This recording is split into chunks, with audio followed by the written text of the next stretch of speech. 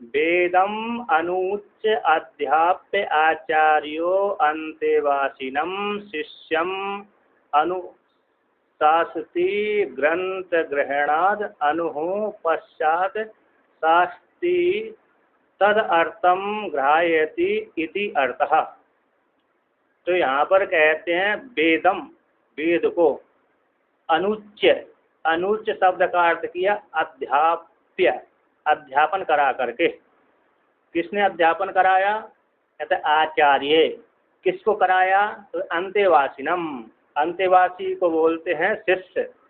अंतेवासिनम यानी शिष्यम, शिष्य को बोध कराया, यानी उपदेश किया, यानी वेद का स्वाध्याय कराया। तो वेद का स्वाध्याय कराने के पश्चात अनुशासती, अनुयन पश्चात, शासन उपदेश करते हैं, शासन करते हैं। यद्यपि जब से अध्ययन करता है विद्यार्थी उसी काल से उसके ऊपर शासन चालू हो जाता है ना, नियम चालू हो जाता है।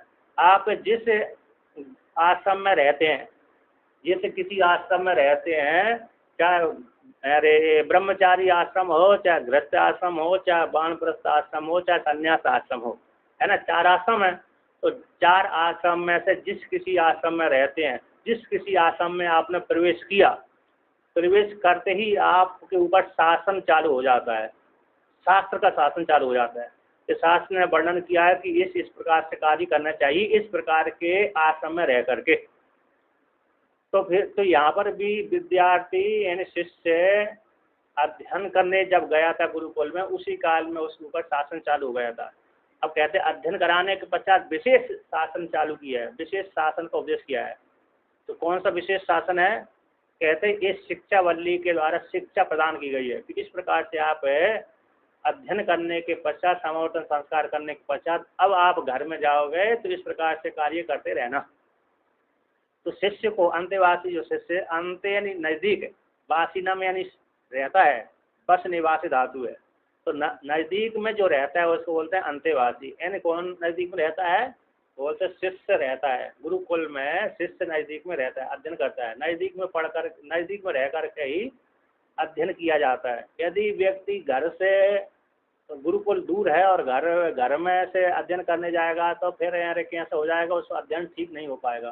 क्योंकि सुबह सुबह गुरु जी यानी विद्या अध्ययन करा देंगे, वो आया देर से तो विद्या का काल चला जाएगा, गुरु जी की शिक्षा अरे उसको नहीं प्राप्त हो पाएगी, क्योंकि समय उसको बराबर न मिलने के कारण।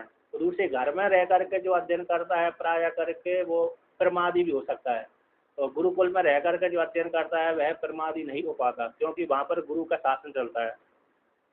तो इसके तो यहाँ पर कहते हैं अंतेवासी में शिष्य को अनुशास्ती, कहते हैं ग्रंथ ग्रहणाद। कैसे शासन करता है? तो ग्रंथ के ग्रहण से, ग्रंथ के ग्रहण से अनुयन पश्चात शास्त्री, शासन करते हैं।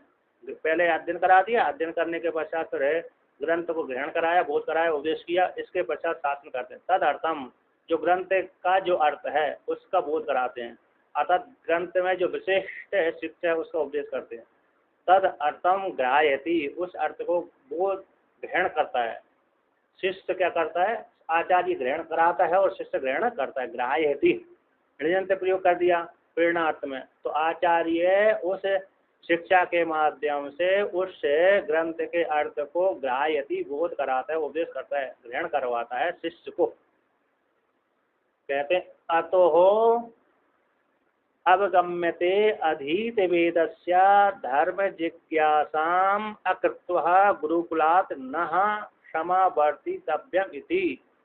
तो भगवान भास्कर कहते हैं अतः इसी हेतु से निश्चय हुआ गया, निश्चय किया गया है। कैसे? इस वेद के कहते हैं अनुशासन वचन से। किससे? अनुशासन के वचन से, यानी वेदानुशासनम, वेदानुशासन के वचन से जाना गया है। अब गम्यते जाना गया। कैसे? अधीत वेदस्या, वेद का अध्ययन करने के पश्चात, अध्ययन कर लिया, अधीत यानी अध्ययन कर लिया वेद का जिसने, ऐसे अधीत वेद का अधीत अध्ययन करने वाले शिष्य का, जिसने वेद का अध्ययन कर लिया ऐसे शिष्य का, धर्म जिज्ञासा अकृत्वा, कहते धर्म की जिज्ञासा को न करके, कृत्व यानी करके, और कहते धर्म जिज्ञासा और अकृत्वा न करके, तो धर्म की जिज्ञासा को न करके गुरुकुलात, गुरुकुल से न समावर्तितव्यम, तो गुरुकुल से समावर्तन संस्कार नहीं करवाना चाहिए। जब तक वेद को अध्ययन तो आपने कर लिया, आचार्य ने उपदेश किया, आचार्य ने पाठ पढ़ा दिया और आपने उच्चारण कर लिया, तो ये अध्ययन हो गया। अब उससे ये मंत्र इसमें प्रयोग होता है, ये मंत्र इसमें प्रयोग होता है, ये भी बहुत तरह दिया, विशेष शिक्षा नहीं दी। लास्ट की जो शिक्षा होती है विशेष होती है। जैसे हम कोई व्यक्ति घर से छोड़ करके कहीं जाता है कई दिनों के लिए, महीना भर के लिए, 2 महीना के लिए, साल भर के लिए, तो वो जाते जाते वक्त अपने परिवार वालों को अथवा शिष्यों को उपदेश करके जाता है कि मेरे आने तक ऐसे कार्य आप करते रहना चाहिए, है ना, उपदेश करके जाता है। तो उस अंतिम दिना में जो उपदेश आदि होता है वह उसको अन्य घर वालों को अथवा शिष्यों को मानना पड़ता है। इसीलिए तो यहाँ पर कहते हैं वेद अध्ययन करने के पश्चात धर्म की जिज्ञासा को न करके शिष्य गुरुकुलात, गुरुकुल से समावर्तन संस्कार नहीं कराना चाहिए। तो कहते हैं वेद के धर्म की, वेद का अध्ययन करके और धर्म की जिज्ञासा को करके ही गुरुकुल से समावर्तन संस्कार शिष्य को कराना चाहिए। तो पहले का नियम था कि जब तक ये शिष्य का समावर्तन संस्कार नहीं होता था तब तक है गुरुकुल को छोड़ करके नहीं जाता था। कभी कभी घर में अथवा परिवार में उसकी ऐसी समस्या होती थी तो गुरुकुल छोड़ करके चला जाता था विद्यार्थी शिष्य आदि, किंतु प्राय करके जब तक समावर्तन संस्कार आचार्य नहीं करता है तब तक अरे विद्यार्थी गुरुकुल में ही निवास करता है, चाहे उसको 20 साल लग जाए, चाहे 30 साल लग जाए, चाहे 12 साल लग जाए, चाहे 2-4-5 साल लग जाए। तो जो योग्य अधिकारी होता है शीघ्र विद्या अध्ययन करने के पश्चात वो समावर्तन संस्कार करा करके घर को चला जाता है। जैसे राम जी हैं, कृष्ण भगवान हैं, इनका समावर्तन संस्कार शीघ्र हो गया था क्योंकि इन्होंने शीघ्र ही विद्या अर्जन कर ली थी। जैसे आदिगुरु शंकराचार्य भगवान ने 8वें वर्ष में तो उन्होंने संन्यास ले लिया, 5वें वर्ष में उनका उपनयन संस्कार हुआ, 2-3 वर्ष में उन्होंने विद्या अर्जन कर ली, इसलिए 8वें वर्ष में उन्होंने संन्यास भी ले लिया था। तो 7वें वर्ष में या तो 7 और 8 के बीच की उम्र में उनका समावर्तन संस्कार और गुरुकुल भी चलाने लगे थे, मतलब घर में ही रह करके अध्ययन कराने लगे थे, और 8वें वर्ष में तो उन्होंने सन्यासी ले लिया। तो इस प्रकार से जो योग्य विद्यार्थी होता है शीघ्र अध्ययन करके शीघ्र ही समावर्तन संस्कार करवा लेता है। तो किंतु यहाँ पर श्रुति का नियम है कि वेद का अध्ययन करने के पश्चात धर्म की जिज्ञासा न करके गुरुकुल से समावर्तन संस्कार नहीं कराना चाहिए, अर्थात धर्म की जिज्ञासा करके ही गुरुकुल से समावर्तन संस्कार कराना चाहिए। तो कहते हैं बुद्ध्वा कर्माणि च आरवेत इति स्मृतिश्च, कहते कर्मों को जान करके उनका आचरण करना चाहिए, आरंभ करना चाहिए। ऐसा श्रुति स्मृति भी कहती है, श्रुति तो कहती है और स्मृति भी कहती है कि कर्मों को जान करके उनका उपयोग साक्षात्कार करके उन एक कर्म इसमें प्रयुक्त होते हैं, एक कर्म इसमें प्रयुक्त होते हैं, इस प्रकार से कर्म करना चाहिए। ऐसे कर्मों को जान करके ही उनका आचरण आदि अनुष्ठान आदि करना चाहिए। तो यहाँ पर कहते हैं स्मृति कथम अनुशास्ती, तो कहते श्रुति कैसे है शिष्य को अनुशासन करती है, कथम किस प्रकार से अनुशास्ती, पश्चात वेद अध्ययन करने के अनंतर अनुशास्ती पश्चात श्रुति शासन करती है, आचार्य शासन करते हैं। कैसे शासन करते हैं उसको लेकर कहते हैं। तो कहते हैं सत्यम वदा, तो सत्यम वदा का अर्थ करते हैं यथा प्रमाण अवगतम वक्तव्यम च तद्वद, यथा प्रमाण अवगतम, जिस प्रकार से प्रमाण के द्वारा प्राप्त हुआ है ना, प्रमाण के द्वारा प्रमाण प्राप्त हुआ और उसी प्रकार से बोलना चाहिए। ऐसे हमने रूप को देखा गोरा तो हमने बोल दिया काला, तो ऐसा नहीं बोलना चाहिए। तो यथा प्रमाण अवगतम, प्रमाण के द्वारा जैसे रूप काला प्राप्त हुआ तो काला ही बोलना चाहिए, गोरा प्राप्त हुआ तो गोरा ही बोलना चाहिए। तो जैसा प्रमाण के द्वारा, प्रत्यक्ष प्रमाण के द्वारा, अनुमान प्रमाण के द्वारा, उपमान प्रमाण के द्वारा, अर्थापत्ति अनुपलब्धि और अन्य प्रमाणों के द्वारा जो प्राप्त हुआ उसी प्रकार से वक्तव्यम, है ना। प्रत्यक्ष प्रमाण तो प्रत्यक्ष प्रमाण होता है चक्षु के द्वारा देखा गया और श्रोत्र आदियों के द्वारा सुना गया, और अनुमान प्रमाण होता है अनुमान करके, और कैसा होता है अनुपलब्धि होता है, सादृश्य होता है, आगम होता है, उपमान होता है, अनुपलब्धि होता है, अर्थापत्ति होता है, इतिहास होते हैं, ये इतने प्रमाण होते हैं। 6 प्रधान होते, 6 और 7 प्रमाण हमारे प्रधान होते हैं और बाकी फिर और गौण होते हैं। तो कहता जिस प्रकार से प्रमाणों के द्वारा प्राप्त हुआ वस्तु को उसी प्रकार से वक्तव्यम तद्वदा, इसलिए तद उस सत्य को बोलना चाहिए। तद्वद उसी के समान, धर्मम चरा, जैसे प्रमाण के द्वारा अवगत प्राप्त हुए इस प्रकार से करना चाहिए, इस प्रकार से नहीं करना चाहिए, उसी प्रकार से धर्म का अनुष्ठान करना चाहिए। धर्म इति अनुष्ठेयानाम सामान्य वचनम सत्यादि विशेष निर्देशात। धर्म इति जो धर्म शब्द आया है वो धर्म किसका है? सामान्य का। कहते अनुष्ठेय अनिष्टियों के मध्य में जो धर्म आया है अनुष्ठान करने के मध्य में, सामान्य वचनम, धर्म कैसा है? ये सामान्य बोध कराने वाले हैं। सत्यादि विशेष के निर्देश से, सत्यादि विशेष से निर्देश होने से ये धर्म है।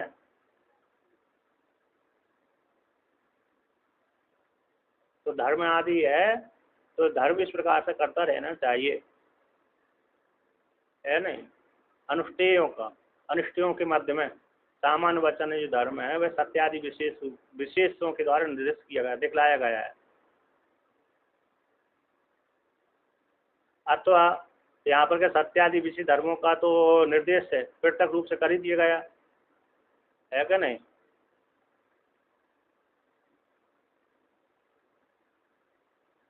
जो धर्म है अनुष्ठेयों के वचन में सामान्य कहा गया और सत्यादियों के द्वारा विशेष निर्देश किया गया है। तद्वत धर्मम चरा, इसमें है अनुष्ठेयों के माध्यम धर्म सामान्य वचन है, सत्यादियों के द्वारा विशेष का प्रतिपादन किया गया है। दोनों प्रकार से जान लेना चाहिए। अब यहाँ पर कहते हैं स्वाध्यायाद अध्ययनाद महाप्रमदः प्रमादम मा कार्षी। तो यहाँ पर कहते हैं स्वाध्यायात, स्वाध्याय से यानी अध्ययनाद अध्ययन से, माँ प्रमदा यानी प्रमादम मा कार्षी, प्रमाद को नहीं करना चाहिए, यानी व्यक्ति को अध्ययन करते रहना चाहिए। प्रमाद यानी आलस्य नहीं करना चाहिए। प्रमादम भाई मृत्यु, प्रमाद ही मृत्यु कहलाती है, इसलिए विद्यार्थियों को प्रमाद आदि नहीं करना चाहिए और गारह जीवन वालों को भी प्रमाद नहीं करना चाहिए। किसी व्यक्ति को प्रमाद नहीं करना चाहिए, इसलिए स्वाध्याय से प्रमाद नहीं करना चाहिए। कहते हैं अब आगे शिक्षा देती है श्रुति, आचार्यार्थम प्रियम इष्टम धनम अर्थे आनीय दत्वा विद्या निष्क्रियार्थम। कहते हैं आचार्य के लिए प्रियम इष्टम, जो प्रिय इष्ट है, इस प्रिय में इष्ट वो धन है, उस धन को अर्थ यानी आनिया ला करके, दत्व दे करके, किसके लिए दे करके? क्योंकि आपने 12 वर्षों तक विद्या अध्ययन किया था, तो विद्या अध्ययन करने के समावर्तन जब संस्कार करते हैं उस काल में आचार्य को गुरु दक्षिणा दे करके ही घर जाना चाहिए। जैसे बड़े बड़े ऋषियों जो हुए हैं उन्होंने विद्या निष्क्रिय करने के लिए उन्होंने आचार्य की आज्ञा मान करके उतना धन लेकर के आए थे। अब आचार्य भी उसी प्रकार से शिष्य की योग्यता दे करके ही क्या मांगता है? गुरु दक्षिणा मांगता है। और जिसमें जैसी योग्यता नहीं है उसके अनुसार उससे दुगनी तिगनी दक्षिणा मांग ली तो वह शिष्य कभी भी पूरा नहीं कर सकता। जैसे बहुत से एक ऋषि को आचार्य ने बोल दिया था कि मैंने तुम्हारा संस्कार कर दिया, समर्पण संस्कार कर दिया, तुम घर में चले जाइए। उसने कहा आप मेरे से कुछ न कुछ मांग लीजिए। तो उन्होंने कहा तुमने मेरी इतनी सेवा करी है इसलिए मैं प्रसन्न हो गया, इसलिए मैं तुमको ऐसे ही जाने देता हूँ। अरे आज तक मेरे को कोई ज़रूरत नहीं है। जब बार बार उन्होंने मना किया तो बार बार मना करने के पश्चात भी शिष्य नहीं माना तो शिष्य के ऊपर क्रोध आ गया। तो उनसे कह दिया कि तुम इतना धन मेरे को लेकर के आओ, अब कई हजार करोड़ की मुद्रा लेकर के आओ, ऐसा बोल दिया। अब वो इसने कहाँ से लेके आया? तो राजा के पास में चला गया। एक काल सतयुग में तो एक राजा के पास में गया था, अयोध्या के राजा के पास में। और जैसे उसके पास में गया तो देखा कि राजा भी मिट्टी के बर्तनों में भोजन कर रहा है। तो उसको देख करके उसने देखा कि इससे क्या मांगू मैं। तो राजा ने कहा किस लिए आए मेरे पास में? उन्होंने कहा मैं तुम्हारी हालत देख करके अब तुमसे नहीं बोल सकता। अब मैं दूसरी जगह जाता हूँ। तो राजा ने कहा नहीं, आप मेरे से बोलिए, मैं आपकी आज्ञा पूरी करूँगा, आपकी बात मानूंगा। तो राजा से कहा कि मैं इतने धन लेने के लिए आया था। उसने कहा अच्छी बात है, कल मैं तुमको दे दूंगा। तो राजा ने रात को ही विचार किया कि सुबह मैं कुबेर के ऊपर धावा करूंगा, हमला करूंगा, जिससे वहाँ उससे धन लेकर के आऊँगा। तो कुबेर ने उसकी राजा की वाणी को, मन की बात को जान लिया और कुबेर ने रात को ही सोने की व्यवस्था कर दी उसके राज्य में, उसके महल में है तो राज में। तो देखा कि सुबह सुबह इतना सोना पड़ा हुआ है, तो राजा ने सारा सोना इकट्ठा करके ऋषि को दे दिया। तो ऋषि भी जितनी जरूरत थी उतने धन ले करके आचार्य के पास में चला गया और आचार्य को दे दिया। और बचा हुआ जो धन था कुबेर के द्वारा दिया गया, तो उसको राजा ने किसी ऐसी जगह रख दिया कि जो अपने काम में तो ना आए किंतु ब्राह्मणों के काम में आए, तो ऐसी जगह में उसको रख दिया था।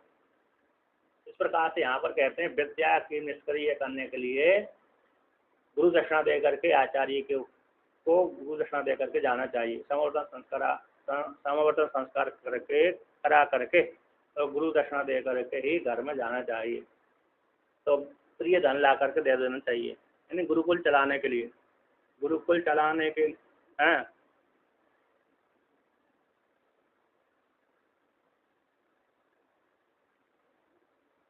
हैं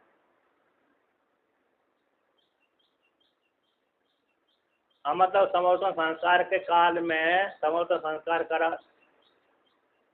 खरीदना, जैसे मतलब आप निष्क्रिय वो करते हैं ना, निष्क्रिय है ना, निष्क्रिय, निष्क्रिय नहीं है, निष्क्रिय। आप बाजार में कुछ खरीदने के लिए जाते हैं ना,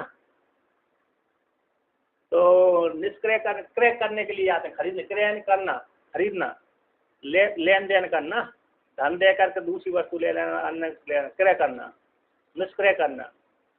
क्योंकि आपने विद्यार्जन किए 12 वर्ष तक, है ना, और 12 वर्ष तक के आपकी देख रेख और सेवा आदि आचार्य की जिम्मेदारी रहती है कि मैंने विद्यार्थियों को रखा, इसलिए उनको भोजन पानी की व्यवस्था कौन करेगा? आचार्य को ही करनी पड़ेगी।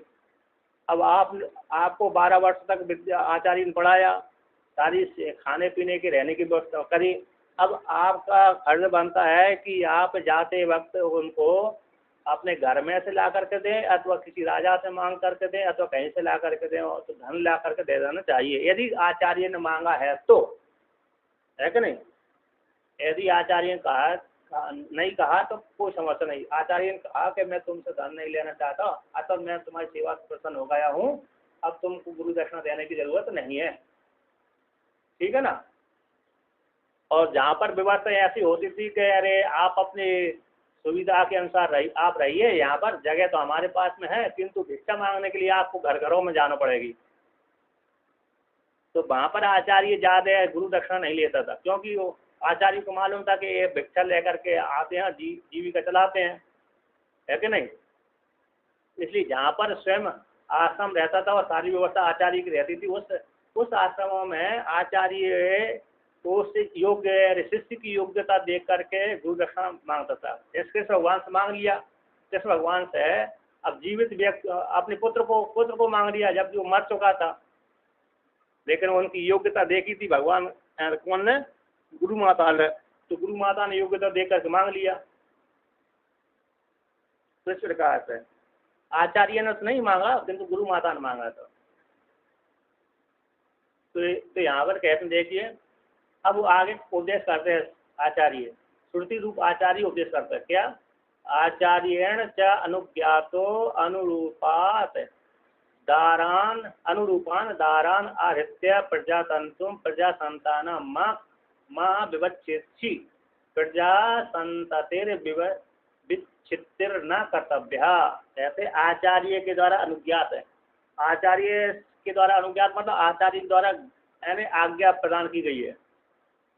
अनुरूपान दारान, तो अपने अनुरूप दाराओं को, अब दारान बहुवचन प्रयोग कर दिया यहाँ पर, है कि नहीं। तो दारात करते दाराद करते तो एक वचन हो जाता, एक ही दारा ग्रहण करते, एक ही पत्नी को ग्रहण करते। अब यहाँ पर बहुवचन प्रयोग कर दिया तो इससे सिद्ध होता है कि एक भी विवाह कर सकते हैं, 2 भी विवाह कर सकते हैं, 3 भी विवाह कर सकते हैं, 10 भी विवाह कर सकते हैं, है कि नहीं। यानी आप अपना विवाह एक से लेकर के 10-20 स्त्रियों तक विवाह कर सकते हैं, अथवा 20-50 तक भी कर सकते हैं, 100 तक भी कर सकते हैं, है ना। आप में कितनी सामर्थ्य है सामने वाले में, उसके अनुसार विवाह कर सकते हैं। जैसे राजा महाराजा आदि खूब विवाह करते थे। दो प्रयोजन थे उनके, तो एक तो संधि के लिए, एक तो राजनीति के लिए करते थे कि हमारे ऊपर कोई दूसरा देश का राजा आक्रमण न कर सके, इसलिए 10-20 विवाह करते थे संधि के लिए। और दूसरा यानी संतान की प्राप्ति के लिए भी 10-20 विवाह आदि करते थे। और कोई यानी एक ही पत्नी व्रत वाला होता था। जैसे राम जी तो विष्णु भगवान थे, राम जी तो आए थे कि एक पत्नी व्रत से धारण करके आए थे, किंतु जो राजा नल है उसने एक पत्नी व्रत को धारण किया था। उसने यानी एक ही दमयंती से विवाह किया था, दूसरी किसी स्त्री से विवाह उसने नहीं किया। ठीक है ना। तो यहाँ पर अनुरूप दारान, तो मतलब ये है कि एक से लेकर के कई विवाह आप कर सकते हैं। इसलिए यहाँ पर कहते हैं आचार्य के द्वारा अनुज्ञात होते हुए आज्ञा लेकर के अपने अनुरूप है ना, अपने अनुरूप मतलब अपनी समाज में, अपनी वर्ण में आप किस वर्ण वाले उसी वर्ण की कन्या को लेना चाहिए। दूसरे वर्ण की कन्या को शांत विवाह आदि नहीं करना चाहिए विशेष रूप से। अब जब नहीं मिल रही तो दूसरी वर्ण की कन्या से विवाह कर लेना चाहिए। उसमें भी है ब्राह्मण को 4 वर्णों की कन्या से विवाह करने का अधिकार है। ब्राह्मण वर्ण पहले ब्राह्मण की स्त्री से, क्षत्रिय की स्त्री से, ब्राह्मण की कन्या से, क्षत्रिय की कन्या से, वैश्य की कन्या से, शूद्र की कन्या से विवाह कर सकता है। यदि ब्राह्मण ने सबसे पहले शूद्र की कन्या से विवाह कर लिया तो फिर वो ब्राह्मण का ब्राह्मणत्व तो नष्ट हो जाएगा, तो शूद्र बन जाएगा। और यदि उसने सबसे पहले ब्राह्मण की कन्या से विवाह किया पर बाद में शूद्र की कन्या से विवाह कर लिया तो उसका ब्राह्मणत्व धर्म नहीं नष्ट होता।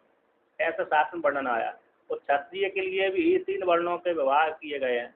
क्षत्रिय वर्ण, क्षत्रिय व्यक्ति क्षत्रिय वर्ण की स्त्री से, लड़की से, कन्या से, फिर वैश्य की कन्या से, फिर शूद्र की कन्या से।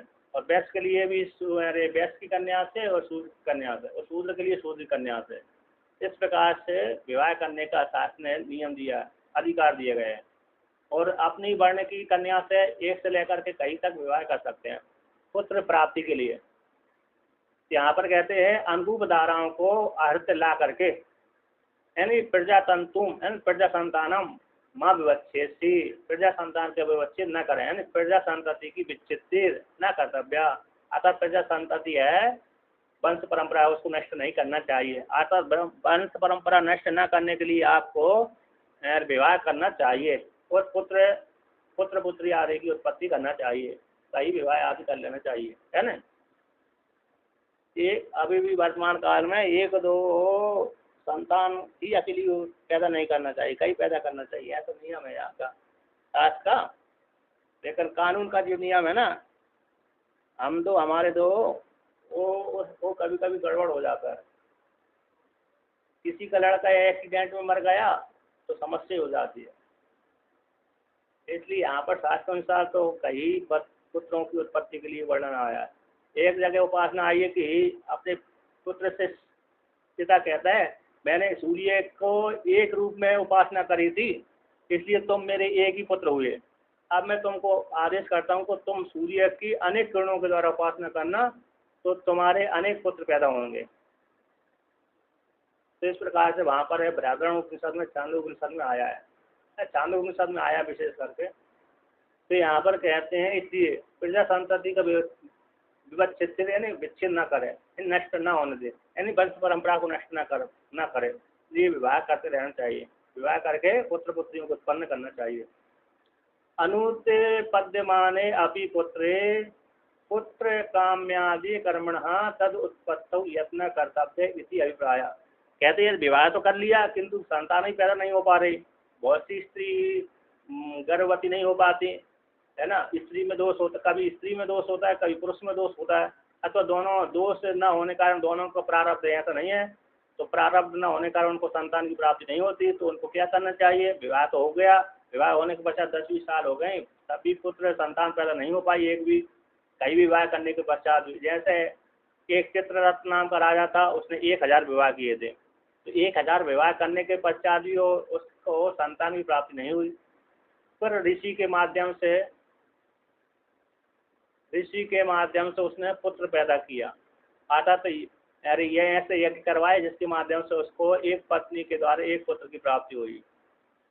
तो यहाँ पर भी कहते हैं यदि विवाह होने के पश्चात भी 1 2 3 4 विवाह होने के पश्चात भी संतान की प्राप्ति नहीं हुई तो संतान की प्राप्ति न होने पर तो पुत्र काम्य आदि कर्मों के द्वारा, जो पुत्र काम्य आदि कर्म है, जैसे दशरथ जी ने पुत्र सृष्टि कर्म किया था, पुत्र काम्य के लिए पुत्र कामना वाले यज्ञ किया था, उसी प्रकार से तुमको पुत्र काम्य आदि कर्मों के द्वारा तद उत्पत्ति यानी पुत्र की उत्पत्ति में यत्न कर्तव्य, यत्न करना चाहिए।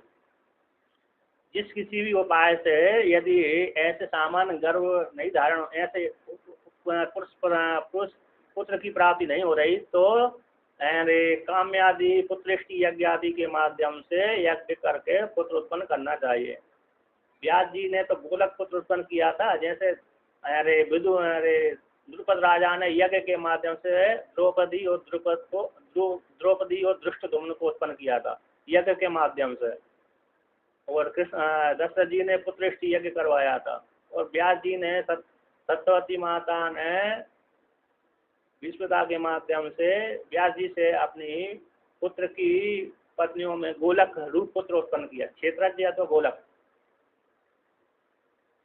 तो यहाँ पर कहते हैं इस प्रकार से प्रजा प्रजनन प्रजाति त्रय निर्देश सामर्थ्यात है। प्रजा यानी विवाह आदि करना चाहिए, प्रजनन संतान की उत्पत्ति करना चाहिए। प्रजनन का अर्थ होता है अरे ऋतु काल में ही पत्नी के साथ गमन आदि करना चाहिए। और प्रजाति का अर्थ हो गया मतलब संतान की उत्पत्ति कर देना चाहिए, और उनको भी संतान की उत्पत्ति करके उनके विवाह आदि कार्य करना चाहिए। तो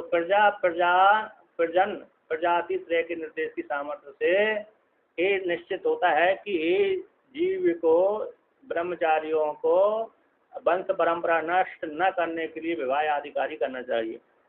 अब नियम ये सभी के ऊपर नहीं होता लागू, है ना। जिसको वैराग्य हो गया उसके लिए नहीं है, जिसको वैराग्य नहीं है ना उसके ऊपर ये नियम लागू होता नहीं, तो समस्या हो जाएगी सभी को। हाँ, अन्यथा प्रजनश्च इति एतद् एकम अवक्षेत। यदि त्रय के निर्देश सामर्थ्य से ऐसा नहीं स्वीकार करेंगे तो प्रजनश्च अन्यथा दारा हरण मात्र पर्यकत्वम, अन्यथा ऐसा नहीं मानेंगे, संतान आदि की प्राप्ति नहीं करेंगे तो मात्र प्रजनश्च है ना, ये कहना चाहिए था, दारा का अकेला ही ग्रहण करना चाहिए था। अन्यथा का कर दिया तो दारा हरण मात्र तात्पर्यकत्व हो जाएगा। यदि आपने दारा को हरण कर लिया और पुत्र उत्पत्ति नहीं करी तो फिर एक ही कहना चाहिए था। इसलिए प्रजनन और प्रजाति त्रय का निर्देश से सिद्ध होता है कि संतान की उत्पत्ति करना चाहिए, मात्र अकेली दारा का ही हरण अकेला नहीं करना चाहिए। दारा को ही अकेला पत्नी बनाने के लिए ही अकेला उसको नहीं लाना चाहिए, कन्या दूसरी कन्या को, है ना, हरण नहीं करना चाहिए, विवाह आदि नहीं करना चाहिए। मात्र हम भोग आदि के लिए ही पत्नी का ग्रहण नहीं लाना चाहिए, बल्कि संतान की प्राप्ति के लिए पत्नी को लाना चाहिए, दारा का संग्रह करना चाहिए। इसका ये तात्पर्य है, संतान की प्राप्ति के लिए पत्नियों का संग्रह, दारा का संग्रह करना चाहिए, भोग के लिए मात्र नहीं। अब आगे कहते हैं सत्यात न प्रमदितव्यम प्रमादो न कर्तव्य। कहते श्रुति कहते सत्य से प्रमाद नहीं करना चाहिए, यानी सत्य हमेशा सत्य बोलना चाहिए, झूठ आलस्य में भी मजाक में भी झूठ नहीं बोलना चाहिए। एक ऋषि ने एक को श्राप दे दिया, तो श्राप देने के पश्चात तो उसने कहा कि तुम्हारी वाणी सत्य होगी नहीं होगी, तुमने श्राप दे दिया। कहते हैं मैंने जीवन में कभी भी मजाक में भी असत्य नहीं बोला, है ना। ऐसे तो व्यक्ति ऐसे बिना मजाक के तो झूठ बोला ही नहीं है ना, असत्य बोला ही नहीं, बल्कि मजाक में भी मैंने असत्य नहीं बोला। तो जब मजाक में भी मैंने असत्य नहीं बोला तो मेरी वाणी निश्चित रूप से कैसे फलीभूत होगी, सत्य होगी। तो उस ऋषि की वाणी फिर सत्य हो गई। आता जिसको श्राप दिया तो उसके साथ उसी प्रकार की घटना घटी। इसलिए कहते हैं सत्याद, सत्य से न प्रमदितव्यम, मजाक में भी झूठ नहीं बोलना चाहिए, प्रमाद नहीं करना चाहिए। सत्याचा प्रमदन प्रमदनम प्रमदनम अनृतम प्रसंग, प्रमदनम का अनृत प्रसंग, सत्य से प्रमाद नहीं करना चाहिए, है ना, झूठ नहीं बोलना चाहिए।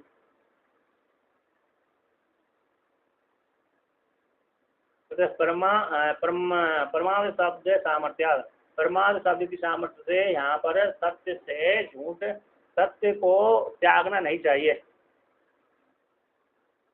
अनृत प्रसंग, सत्य से ऐसा होता है कि अमृत भी व्यक्ति सत्य सत्य बोलने से ऐसा सिद्धि हो रहा है कि व्यक्ति झूठ भी बोलता होगा, है कि नहीं।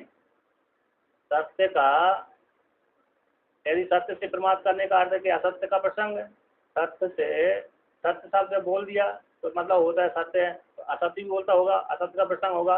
प्रमाद शब्द की सामर्थ्य से अमृत का भी प्रसंग हो जाएगा। सत्य सत्याचा, सत्य बोलना चाहिए, इससे सिद्ध होता है कि ये अमृत का भी प्रसंग है, कहते प्रमाद शब्द की सामर्थ्य है।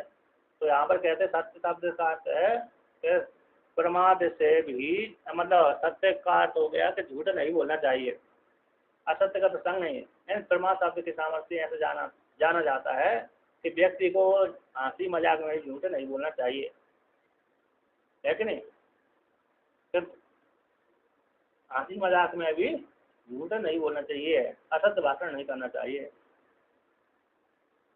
नहीं तो व्यक्ति हंसी मजाक में बहुत झूठ बोलता है, जैसे अभी अभी तो व्यक्ति खूब झूठ बोलता है ना फोन के माध्यम से। अब व्यक्ति इस देश में ओमकारेश्वर में, तो किसी ने व्यक्ति ने फोन लगा दिया तो हम कहाँ पर हो, तो कह दिया मैं अरे ओमकारेश्वर को छोड़कर बोल दिया मैं कि उस देश में हूँ, उज्जैन में हूँ, हरिद्वार में हूँ, काशी में हूँ। क्योंकि उससे उसको बात नहीं करना था, तो मिलना नहीं था, इसलिए ना मिलने का उसने झूठ बोल दिया। इस प्रकार से तो व्यक्ति मोबाइल के माध्यम से ज़्यादा झूठ बोल देता है, तो मजाक में भी झूठ नहीं बोलना चाहिए।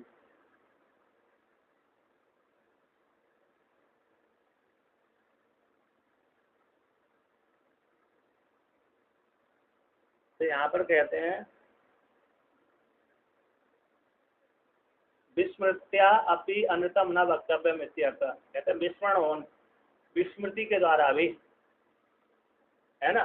तो यहाँ पर कहते हैं प्रमाद शब्द सामर्थ्य से अनंत का प्रसंग हो जाएगा, इसलिए शब्द से प्रमाद नहीं करना चाहिए। कहते व्यक्ति कभी कभी भूल जाता है मैंने बोला कि नहीं बोला, यहाँ पर विस्मृति के द्वारा भी अनृतम न वक्तव्य। यदि व्यक्ति ने कहा कि मेरे को मालूम नहीं है ऐसे घटना घटी, तो मैं तो ऐसा बोलने से मेरे को अभी घटना का याद नहीं आ रहा है, मैं कैसे बोल सकता हूँ। क्योंकि विस्मृति के द्वारा भी अनर्थ नहीं कहना चाहिए, अथवा मजाक में भी झूठ नहीं बोलना चाहिए, कभी भूल करके भी असत्य भाषण नहीं करना चाहिए, है ना। अन्यथा असत्य वदनन प्रतिषेध एवस्यात्, यदि ऐसा नहीं मानेंगे कहते हैं अन्यथा असत्य वदन का प्रतिषेध ही होगा, है कि नहीं। असत्य वदन का अकेले निषेध होगा और वहाँ की सत्य का नहीं होगा। सत्य मतलब सत्य बोले कि नहीं बोले ये नहीं आएगा, इसलिए विस्मरण करके भी कभी भी भूल करके भी झूठ नहीं बोलना चाहिए, सत्य बोलना चाहिए।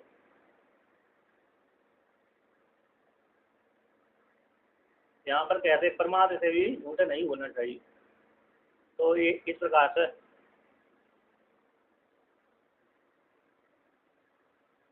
तथा, और उसी प्रकार से तथा धर्मात् न प्रमदितव्यम, उसी प्रकार से धर्म से प्रमाद नहीं करना चाहिए। धर्म शब्द से अनुष्ठेय विषयत्वात् अनुष्ठान प्रमादस्था न कर्तव्य। धर्म शब्द का जो धर्म शब्द कैसे अनुष्ठेय को विषय करने वाला होता है, तो धर्म अनुष्ठेय विषय वाला होने से अनुष्ठान जो अप्रमाद अनुष्ठान है, अनुष्ठान है प्रमाद न करना, और अनुष्ठान है प्रमाद करना है ना, जो प्रमाद है सा न कर्तव्य, प्रमाद नहीं करना चाहिए। यानी धर्म में आया तो धर्म का सेवन करते रहना चाहिए, अनुष्ठान का सेवन करते रहना चाहिए, है ना। प्रातःकाल उठना, संध्या बंदन पूजन करना, अन्न स्वाध्याय आदि करना, तो धर्म के कई लक्षण होते हैं, 12 लक्षण होते हैं। सत्य बोलना, धर्म का आचरण करना, अतिथि पूजा, देव दान आदि धर्म में आते हैं। मनुस्मृति में 12 लक्षण वर्णन किए, कहीं 8 भी होते हैं, कहीं 12 भी होते हैं, कहीं कहीं होते हैं, और धर्म का वेद वेद धर्म ऐसा वर्णन कर दिया, लक्षण किया। वेद के द्वारा प्रतिपाद्य जो विषय होता है उसको धर्म कहते हैं। वेद ने जहाँ वर्णन कर दिया ऐसा करना चाहिए, ऐसा नहीं करना चाहिए, उसको धर्म कहते हैं। तो वह धर्म शब्द का अनुष्ठेय विषय वाला होने से अनुष्ठान जो प्रमाद है वह न कर्तव्यम, ऐसा अनुष्ठान करते रहना चाहिए।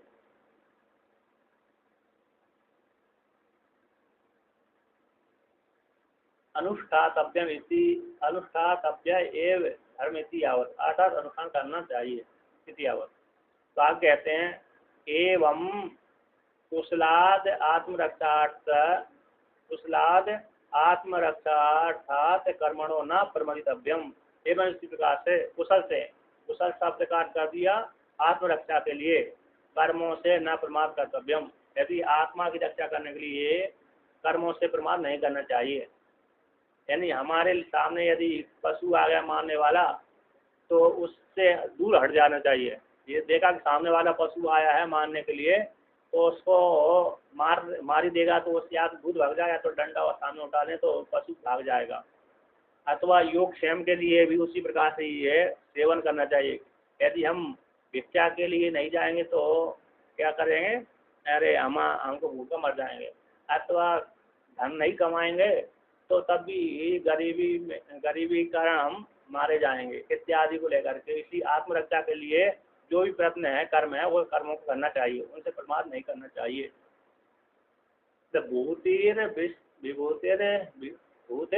विभूति तस्यै भूति अर्थान मंगल युक्तात् कर्मणो न प्रमदितव्यम। तो यहाँ पर कहते हैं भूति से, भूति यानी विभूति, तस्यै उस भूति के लिए, भूति के लिए मंगल युक्त कर्मों को से प्रमाण नहीं करना है। भूति के प्राप्ति के लिए, ऐश्वर्य रूप धन की प्राप्ति के लिए जो अरे कर्म होते हैं, है ना, कौन से मंगल वाले कर्म हैं, उन कर्मों से प्रमाण नहीं करना चाहिए।